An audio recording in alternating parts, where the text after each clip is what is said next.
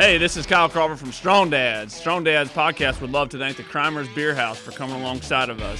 The Crimers Beer House was started in 1982 by the Crimer family, and since that time, they have definitely become a Cincinnati favorite. So if you're looking for an incredible meal in an incredible setting, definitely go down to Route 128 and check out the Crimers Beer House.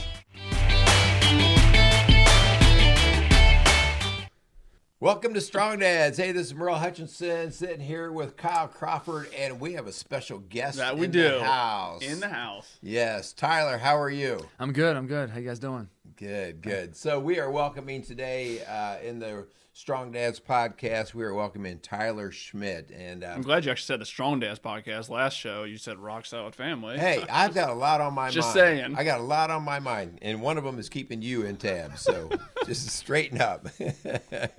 Now, we have a great show coming today, and it's a show that's we believe is going to provide a lot of valuable information, a story, and also some hope on the other side of things. And so we're really looking forward to getting into our show. Tyler, I've known you for quite a while. Yeah. Right? I mean, back. I'm sitting there thinking like your little butt running around a swimming pool and swimming set. So years ago, both you and your brother swam for us and for our East Central High School and the middle school over there. And we're going to get into a little bit of that, but then we're going to kind of maybe walk through your story and let you tell your story from Absolutely. there. Okay? Yeah, indeed. So before we go on any farther, let's thank a few people. We absolutely should. Yeah, definitely. Strong Days podcast. We would love to thank the Crimers Beer House down on Route 128. Thanks so much for coming alongside of us. Definitely, if you're looking for an incredible meal in an incredible setting, definitely go down there and check them out. Definitely. You know, you got to quit saying definitely. Did I say definitely a lot? Yeah, you say definitely a lot. Hey, I've memorized it. See, I've said it so many times. I've definitely memorized it because I've said it so many times. All right. So I would also like to thank Casey's Outdoor Solutions.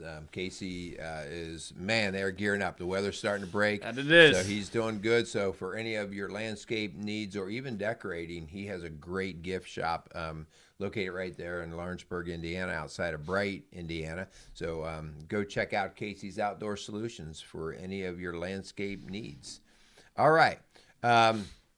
So also, before we get going, we want to thank all of you viewers out there, and we believe in what we're doing here at Strong Dads. Our message, we believe, is important. There's not a day that goes by that I don't work with dads and couples just trying to shore up that family, and that's a big purpose of what Strong Dads is about. We like to have fun on the show here, but we all ultimately like to challenge and encourage you men out there because we need you.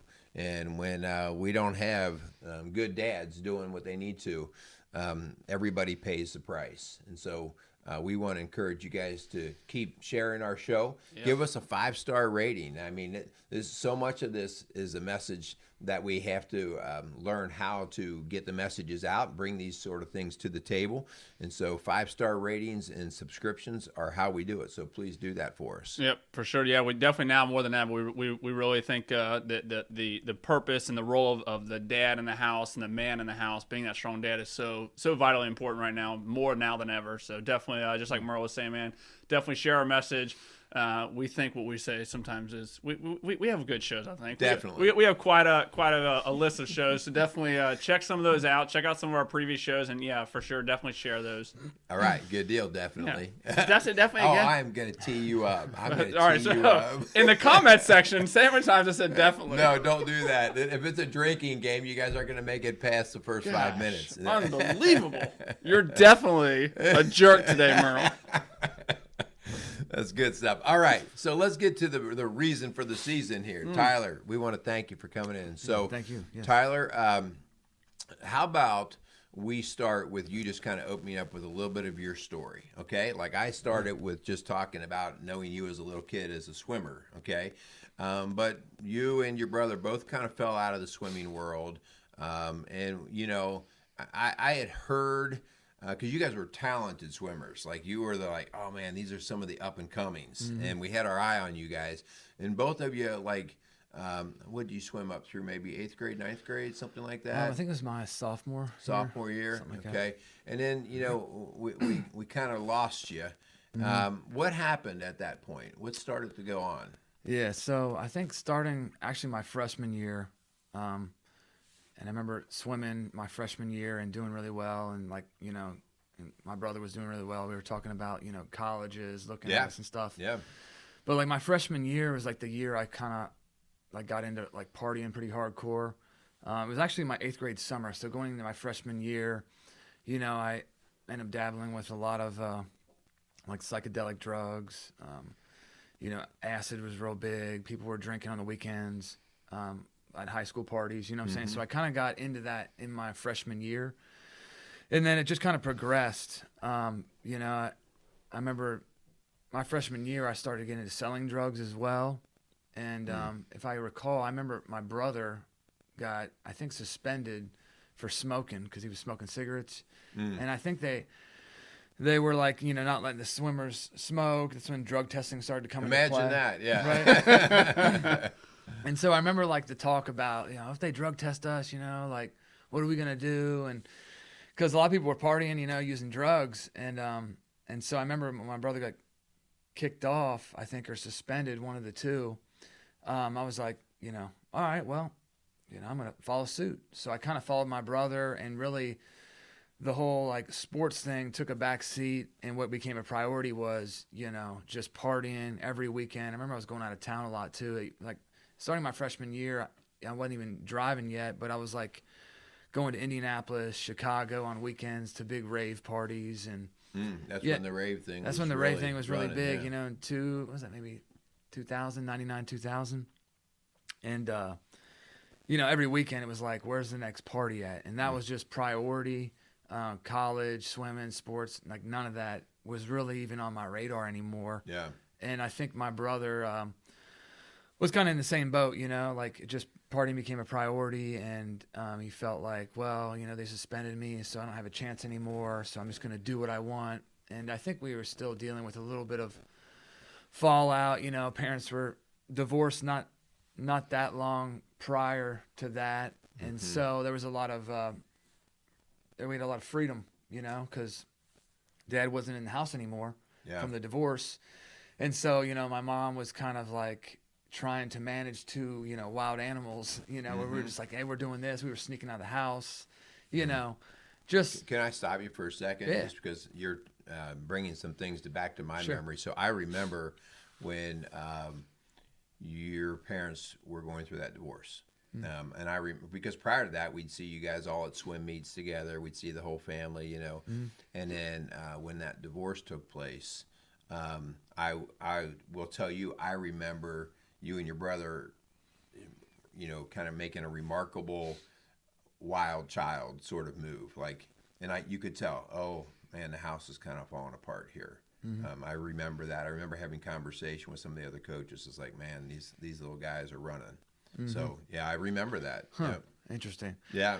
Yeah, and I can, honestly say, like, I've had a solid dad, great dad, but it's like when the dad gets removed from the house, like that dynamic of having both parents in the house, there's a certain type of power and authority to that. So when you break that up, it was just harder to discipline us, and it was easier for the kids to just us to do what we wanted to do, and really with lack of discipline, we were just running like wild animals every weekend, and so that just progressed, through the years. There became more drugs. I don't think I got in a whole lot of trouble because I was pretty witty and smart, knew how to kind of duck and dodge out of trouble. I got good grades when I didn't even have to study.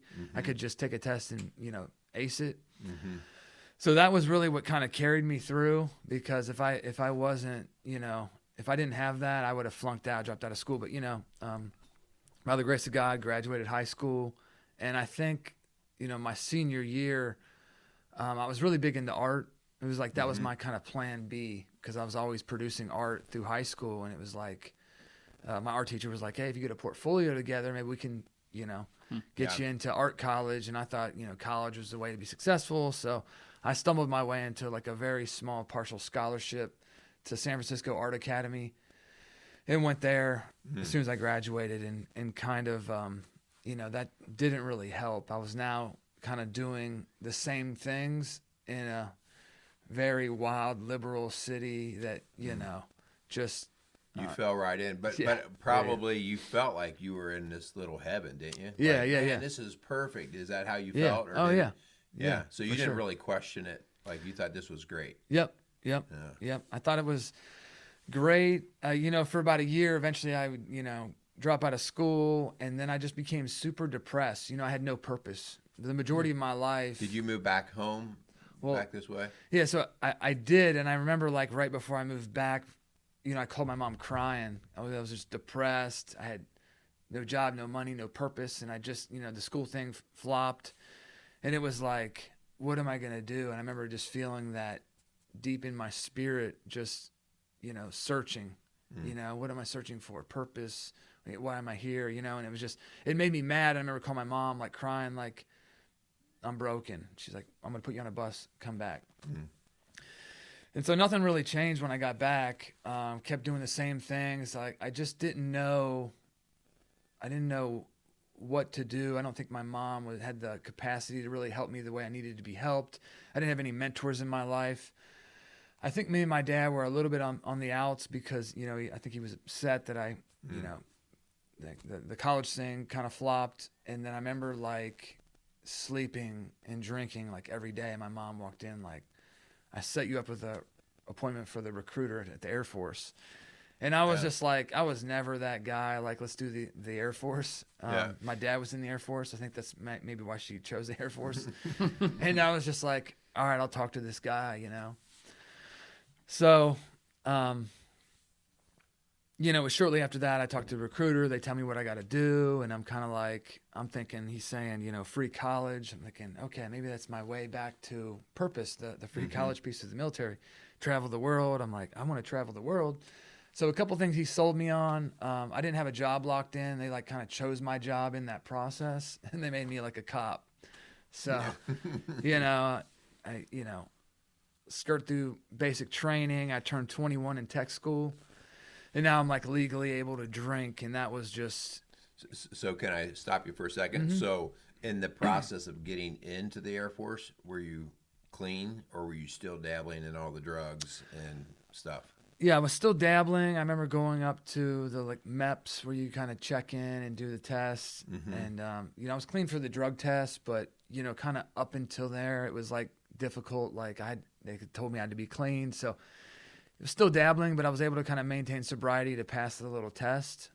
And then once I got into the military, I was kind of like, it was easier for me to kind of set down the drugs because now I'm 21 and I can drink. Okay. And so that's kind of what took place. For me, it was always something moving around substance-wise that I would latch on to. And, it was psychedelics, hardcore drugs in high school, and then it was just alcohol when I was in the military. Yeah.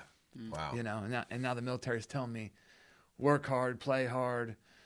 You can drink and party because you're working hard. Yeah. So for me, that was like the green light to just... Drinking's pretty accepted in the military culture, isn't it?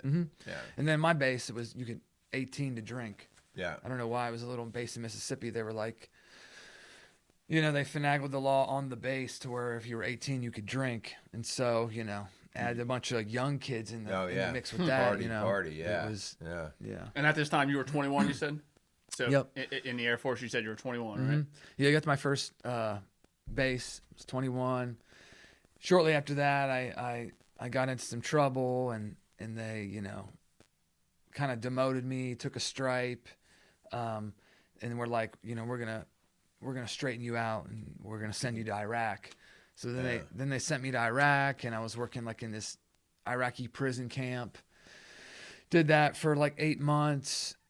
Came back, started dealing with like anxiety, kind of PTSD stuff that I'd never experienced before. And then I would just drink to medicate that. Did you drink when you were over in Iraq? No, Okay. no. So you were drug-free, alcohol-free pretty much in Iraq? Yeah. Okay. Yeah. And Iraq was, it was a very kind of wild experience. A lot of stuff that I'd seen I'd never experienced before. And just the culture and, working in a prison, you see a lot of just kind of wild stuff in general. But I was, sober-minded and really, took my job seriously and had purpose out there, Yeah. So I kind of felt like I was on target, like in life out there. When I came back, the ground beneath me felt like it was shaking again because I wasn't important anymore. I was, hey, you're the little, low man on the totem pole who got in trouble not too long ago, and here, go patrol the base. I had like kind of really no authority anymore, kind of so to speak. Yeah. And so that kind of weighed on me, that the drinking would progress. I would get a DUI after that, shortly after that I got out of. And then they deployed me again. And then the base I went to the second time, you could, it was in Qatar, and you could drink 3 beers a day. My job was to work the front gate of the base, and I knew all the foreigners that worked the bars, so I got, really drunk one day and went into, a female's room, and you're not allowed to go into the opposite sex's room over in the Middle East. It's like a big deal. And they stroked me with an Article 15. That was my second one. And when I got stateside, they just booted me out. Oh, dishonorable discharge. No, it was a general with honorable conditions. Okay. So. Wow. So a total of about 2 years? Yeah, it was about 3.5. About 3.5 years. Wow. In there. Okay. Wow. Yeah. That's a whole life worth living there. Jeez, I know. golly, you've I'll done be real. a lot there. I didn't even really know. In saying that, I kind of remember you went to the Air Force, but really I didn't know that whole story at all. That's amazing. Yeah. Okay, so we're done with military. Yeah, you're back out in Indiana, I'm guessing. Let's see. Yep. I came back to Indiana for a little while. Again, I felt this no purpose. What am I doing? Kind of like when I got kicked out of college and I'm in San Francisco. It's like, what's going on? Where am I going? I was kind of depressed again. For a short year, right after I got out of the military, I went overseas to take this contract job where I worked security on this little island called Ascension Island, and everybody just drank and fished all day. And I was looking for this tax-free money overseas because I had a top secret clearance from being in the military, and it never really panned out. I didn't really save a lot of money like I thought I was going to, and my drinking just progressed hardcore. I came back, got another DUI, and now I'm on probation, and so right around this time, back to the purpose thing, is like a theme that kept permeating through my life. And I thought, well, if I just have the right job, I thought it would be the military. It wasn't the military. It's like, maybe I just need to get this right job, and I'll feel like I have purpose and I'm on track in life. And so I tried really hard to get this job at this particular bank, just because, I thought, well, a bank, you must be important if you're working at a bank. And so I get this job, and now I'm drinking and dabbling with, the drugs again, because I'm not being drug tested, and heroin started to be flooded in Cincinnati. This is probably 2008, 9. Okay. Around then, started to come back. So I was dabbling with that and trying to work this job, and, I was showing up late and letting dope boys borrow my car. I had a really nice sports car. I'd let, drug dealers borrow my car for like $quarter gram, like barely anything of heroin. And so I found my spot. My life was just like, I was like, what am I doing? Letting people borrow my car, and I can't quit using this drug. And eventually I quit the job to go into hair school because, I was getting ready to get fired. And by now I found out that the VA would pay for my schooling. I found like this educational benefit since I was a veteran. So they were going to pay for my schooling, and I ended up jumping into cosmetology school to be, hairstylist. That's a little That's turn. a big turn. Yeah. Not a little turn. That's a From big the turn. banking industry Yeah. to... Yeah. Okay. And so I was always cutting hair, and I thought about going to barber school, but I thought, well, let me check out barber schools and cosmetology schools. And when I went to the cosmetology school, there was tons of, beautiful women. And I remember the teacher said, hey, these girls in here, are asking about, you should go here. And I was like, bet. So, all right, I'm in there. Before it was going to be the bank because I was going to make money and have a little power. Now there's women. Yep. Yeah. And so, shortly after that, I took a hard right into cosmetology school, and I'm progressing through that, but still dabbling, drinking, and just life's totally unmanageable, And so probably halfway through, I remember I had to take like a leave of absence in school and go into like drug and alcohol treatment at the VA. Oh, wow. So Was that by choice? Yeah. that was by choice. Okay. Yeah, it was just, I was in some chains. Yeah. The heroin thing was just progressing, and I felt like I was drowning, so I went on some kind of temporary leave with the school Sure. piece. Went into treatment. So in treatment, I hear about AA, NA, 12 steps, meetings, all this kind of recovery stuff I've never heard of in my life.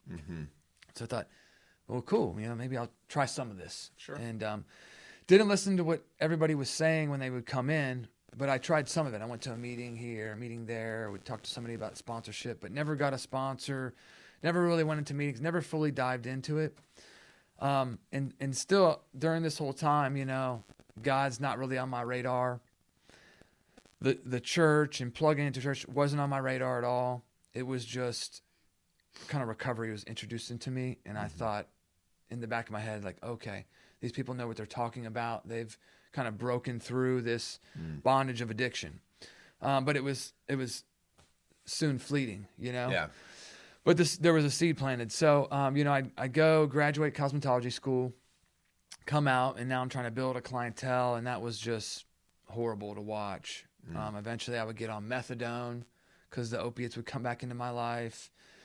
And, I'm drinking on top of being on methadone. I gained like 60 pounds. I was just sweating profusely, trying to build a clientele. I just looked horrible, you know what I'm saying? And I was really unhealthy and just smelled like booze. Were you high during work? Like every day. Every day? Yeah. So you're cutting my hair and you're just flipping out. That's scary. So I remember this one particular time my dad came in because my parents were still trying to support me and come in and let me cut their hair. And, I still cut my dad's hair today. But I remember this one time he came in the salon I was working at. And, 60 pounds overweight, reek like booze. And I'm on methadone. It makes you sweat like profusely. And I was just sweating. I had a rag and, just crazy sweating, trying to cut his hair, smelling like booze. Super overweight, like just. I've never seen you overweight. You've always been. Lean I got a and picture. trim. I should show you. It's wild, but Yeah. my face is all puffy and Moon pie. And so my dad, he would tell me after like a year or two after, he said, "Man, when I left, I was crying." Well, through everything, obviously we're here with Strong Dads. Through everything, I know earlier you had talked about how you and your dad kind of were, weren't seeing eye to eye, mostly because of what you were kind of getting into. Like, what part in all of it, through the military, getting deployed, coming back, going to cosmetology school, like, what part did your dad play in all that? So my dad would write me letters, and he would always stay the same. He'd write the same deal. He'd share the gospel with me every time. When I was in the military, and even when I got out, I remember too. Shortly after that time, I cut his hair because I was like a zombie, And I remember he would write me a letter and kind of explain like this is the truth. You know what I'm saying? Like this is my love for you. Like I ain't talked about this in a minute, but You're good. But he would always just, very articulately, he's a really good communicator, and he would just communicate his love for me. Yeah. He'd share the gospel and a 4-page letter, handwritten. Wow. And would send me these letters periodically, kind of like, this is where I'm at. I love you. This is the truth, kind of encourage me. You can do this. But, he was done giving me money, opportunities. Sure. At one time he let me stay with him, and it was just horrible. So he had that boundary, and it was rock solid as far as enabling me and giving me stuff. Stopped the enabling. That was the tough love part. How did you handle that? Like, were you resentful to him? Like, oh, Dad, I need some money. You're not helping me here. Or did you understand it and appreciate or respect it at least? I did respect it. I didn't like it at times, but I kind of knew from the very beginning what I got with my dad. He was the authority. The discipline. So it's like I kind of already knew the score coming in. Right. With my mom, it was, I'd be upset. But I knew I could manipulate her. You could manipulate Mom just because she had the emotional heartstrings to you. And, yeah. So, keep going. Man, dude, Okay. Keep rolling. So, it's getting close to the final chapters here. So, I'm just on methadone, can't quit drinking. I go back into the VA treatment, inpatient treatment. And I ended up doing that a total of 6 times. I left early 2 of those. But shortly after I find out, that I have 2 big lesions on my liver, they do all this blood work. They're like, your liver enzymes are crazy. We got to do all these tests. They rushed me in to get,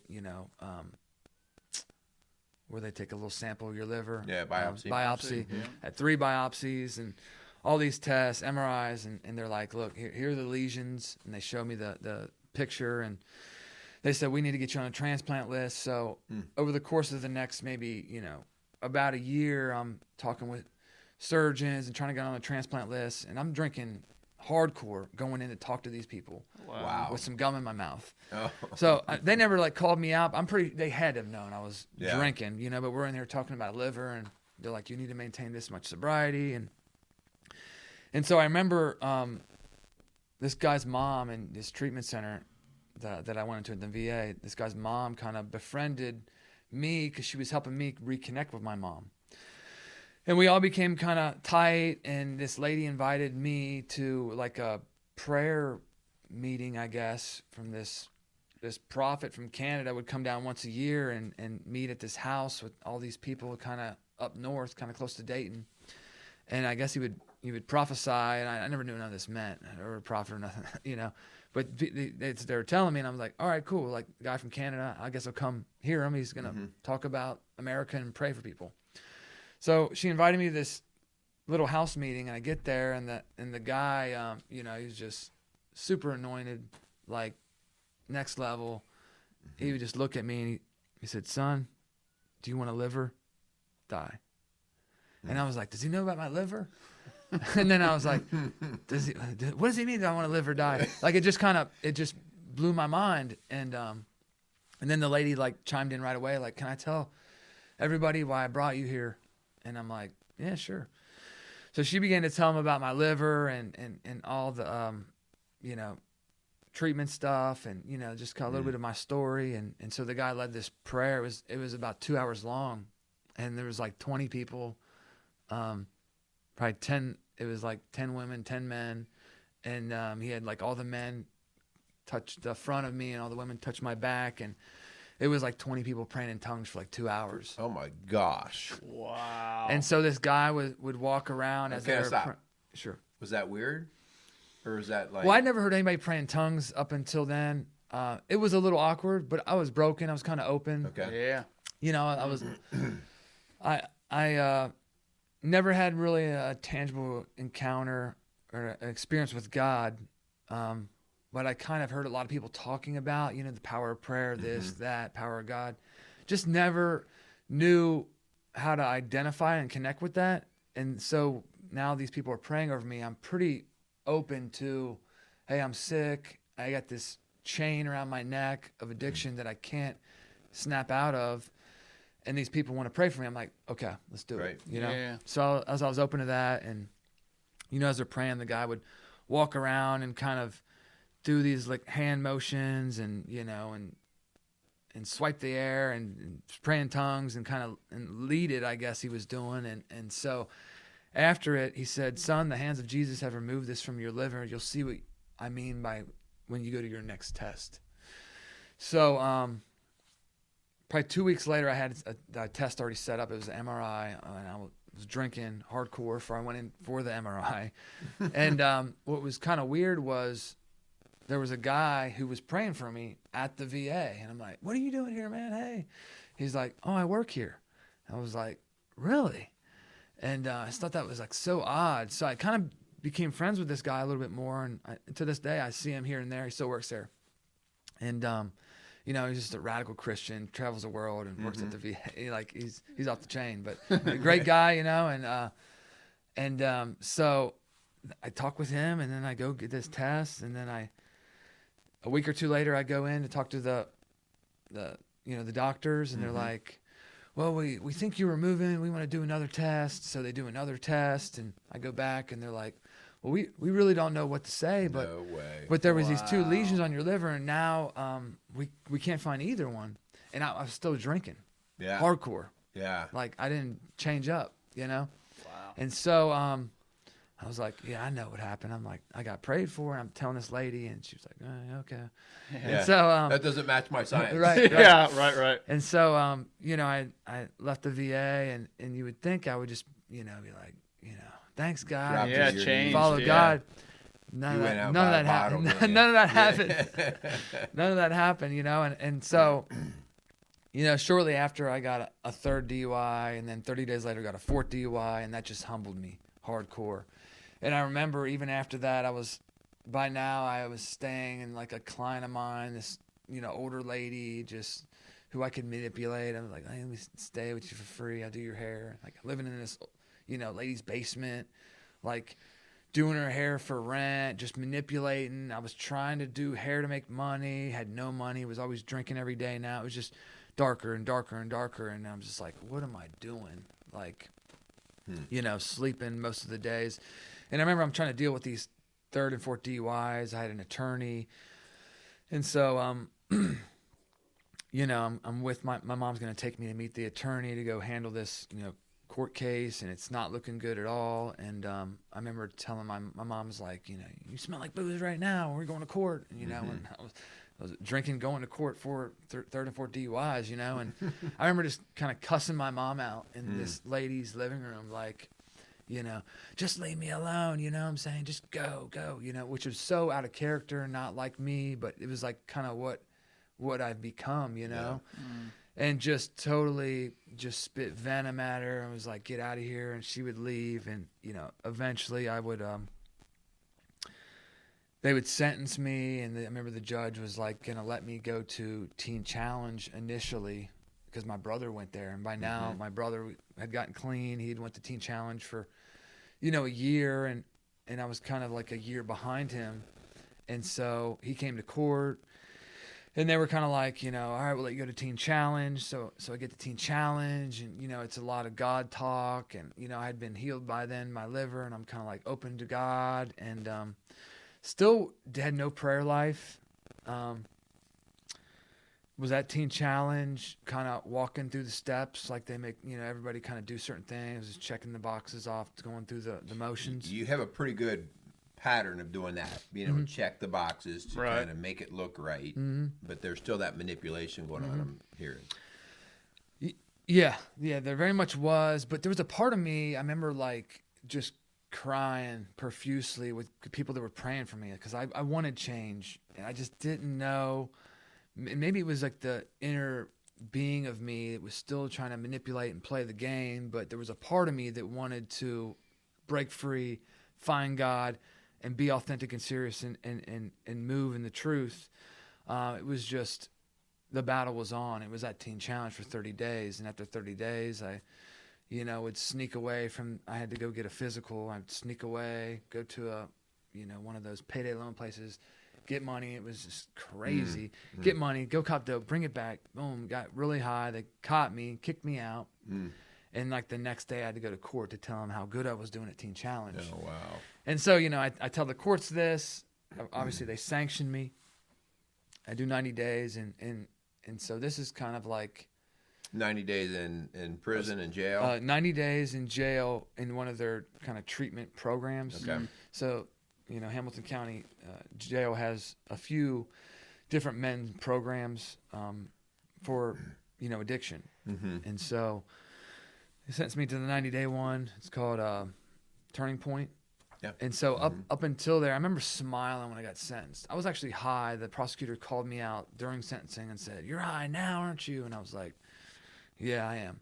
And I remember being so happy that they had just, you know, sanctioned me with that, and that I was called out. It was like this very unique emotional cut in my spirit that because the courts were trying to help me. They were working with me, and I was doing good you know, as I was going through the system, and they wanted me to do good. But it was at the very end where they had called me out, and I respected them trying to help me, you know, and it was like this moment where I was just kind of, you know, naked before everybody I knew was trying to help me. And when they called me out and sanctioned me, I kind of knew, like, okay, this is kind of what surrender feels like I'm done. Like I'm just throwing the towel in. I knew what I needed to do, because up until then I had tried methadone, Suboxone, going to inpatient, doing all these things, but I never fully pursued God 100%. I remember these guys at Teen Challenge say, like, if you diligently seek the Lord, he'll reveal himself to you. And I knew I'd kind of not done that. I knew I had not fully done the recovery piece. I knew I hadn't worked the steps. I knew I was kind of just half measures with everything, Right. Yeah. And so basically when I get to this program, I'm just like on just grind mode, where every day, like I made this pact with God, like every day I'm just going to seek you when I wake up, praying, thanking God for everything, small, big, whatever. I'm going to get my nose into Proverbs in the beginning, because the Bible seems overwhelming. So I'm just going to stick with whatever day it is, whatever proverb that is, and just read that and try to digest that. And a lot of that was relevant to being in a program in jail, you know? And so I'm nibbling on a little bit of the word. I'm praying, getting my prayer life down. And within like 30, 60 days, I just feel my spirit's starting to catch fire.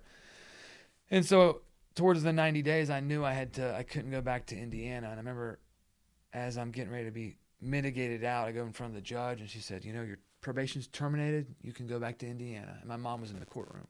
And I just knew I couldn't go back to mom's. I couldn't go back to Indiana. I had to plant myself where I could grow, And so I ended up going to this recovery house in Price Hill, where I kind of started my journey. And I just got really tried to be as serious as I could with God, you know what I'm saying? Because I was kind of fake up until then. So I'm like, I'm pressed in. I plugged into Church on Fire, with the church that I kind of plugged into at that time. I ended up kind of falling into AA, getting a sponsor, working the steps, but really diligently seeking God through that process. And kind of he just took me on a wild ride, because what I did as a byproduct of kind of working the steps, I kind of inventoried my whole life, everything from, girls in middle school who I treated wrong to, all this stuff, to people in the military. And I just examined all this stuff, confessed it. And then when I was about 1.5 years, it took me to go back to everybody I could find face to face, to clear this stuff up, to pay everything that I'd stolen, or every job that I'd screwed over, and hit coming clean. It was close to like 200 people, places, and things, and who I couldn't, and the things that I couldn't amend, and the people that I couldn't meet. I took up in this like very intense prayer meditation piece at this church downtown. And so, to the best of my ability, I was trying to clean everything up, and kind of what happened was every area, whether it be relationships, employment, finances, that I cleaned up, God just totally revamped it. I could never save a buck, even in the military, and all of a sudden, my money's on fire. Like I'm just have the ability to like control it and save it and steward it right. My employment always was hard for me, and what God did was He opened a door to take a job at this place, called Mount Healthy Christian Village, where I was working doing dementia unit, like really sick ladies, doing like roller sets, making like a fraction of what I made before. But as a byproduct of doing that, it was the best experience of my life. It was a very humbling job, making almost nothing. But God rewarded me with my own shop, like a year after that. And so everything just started to elevate. And I was on the bus for a while. I had a 10-year suspension. The judge ended up restoring, all my driving privileges. Somebody donated me a car. It's like everything that could happen to set me up for success was happening in my life. The judge that sanctioned me asked me to come back to be a mentor in her courts. So even to this day, that's how I, am so entrenched in the court system and the prosecutors, attorneys, and judges downtown, because of really just volunteering for about 4 years. My first 4 years in my walk was just once a week volunteering in the courts, trying to coordinate and help people navigate through the system, recovery and whatnot. And it just opened a lot of doors. especially with the career. My career kind of took off. God, put a deep desire to go back to school to be a teacher in my life from when I was like in middle school. And I remember God just kind of revelated me as I was in the courtroom and was like, I'm going to make a way for you to go back to school for free. And I go back to the VA rep who I'd talked to about the cosmetology school. And I go back to his office like, hey, I believe God wants me to go back to school. He's like, well, that's funny you came in here. He's like, because he pulled this file. He said, this is your file. I was going to shred this at the end of today. Oh. So he heard me out. I said, look, I'm clean. And it just so happened this guy was like an AA too. And it was just like a God thing, And he said, all right, we'll pay your way. So they paid me to go back to school and paid me to go to school. And I just, got my associates, got my bachelor's. And then I was just recently in my master's and doing like substituting and all that. And God just totally opened like a big door to take a really cool job and kind of what I'm doing now, just coordinating a lot of treatment for people on a day-to-day basis in Hamilton County. Wow. So, yeah. Yeah. It's kind of what a story. Bro, that is dude, that is an unbelievable story of redemption of, a lot of times you hear guys talking about, like, there's no way Jesus would accept me for who I am, like right now. And man, the testimony you just gave is a perfect example. Like, obviously you hit rock bottom and you were in a place where, like, where else do I go? And throughout your whole story, I kept hearing, you seeking for purpose and seeking to try and find something that's going to fulfill you, and you seek stuff out, whether it be the job, whether it be drugs, alcohol. And man, at the end of the day, you just came back and man, what a story, dude. Like, yeah. I mean, and it's yours too. I mean, that's it, man. Awesome. So, just for you guys out there listening, what we're going to do is we're going to run a part 1 and a part 2 to this show because your story by itself is a show. Okay, and it's a show of a lot of different things. But there's another part to this because what still has to come is we haven't talked about yet, and we're going to get to that. That'll be part 2, but. There's a couple of things, and then we do want to wind down here, and that is, like you just said, Kyle, purpose. I never really had purpose, and when I didn't have purpose, I was floundering. I was doing the drugs, the alcohol. The other thing was that really stuck out in my mind was the consistency of your dad. Even at the divorce, which that's when things blew apart, or definitely contributed. Started the domino effect. Okay. And I know your mom and your dad, and I love both of them. But your mom is just like that loving person. She wants everybody to feel good. So I can see you manipulating her and it working. But I know your dad, man, he's a man of few words, but he hits pretty straight. And so I can see that now as you're talking about that, like the value of what a dad adds in this situation is huge. The last thing that really hit my mind, and every one of us men struggle with this. You said surrender. Pride keeps me from surrendering. Yeah. All that manipulation that you were doing is like, no, I got this. I can work this. I'm going to work it to my way. I'm going to spin it my way. It's my pride. It's my arrogance. And the idea that you finally said surrender. This is what surrender looks like. Most of us really don't have a clue. Even though I've surrendered to Christ, I still find myself dealing with my pride. And so staying in that constant, no, I'm going to surrender to him. He's my authority, and I'm going to follow his way. Like you said, you just intentionally just like gave it up and start reading his word and let it start to speak to you. And then the changes starting to take place. Man, how you've been blessed, dude, in some crazy ways. Like the liver thing. Wow. No, you're yeah. And then you got and go drink more to celebrate the good liver, you know.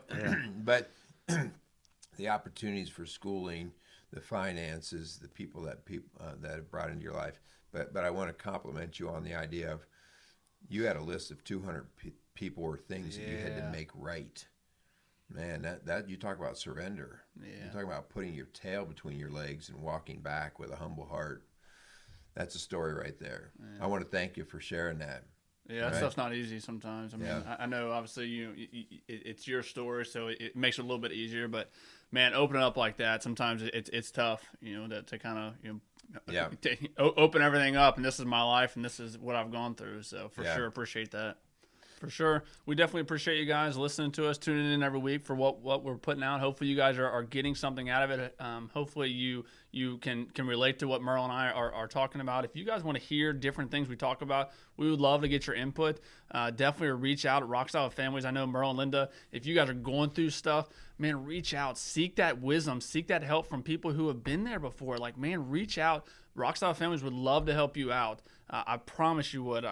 Your guys' phone number is 812-576-7625. Reach out. Man, seek that wisdom. So good. So definitely do that. Thanks so much again for Crimer's Beer House and for Casey's Outdoor Solutions for coming alongside of us.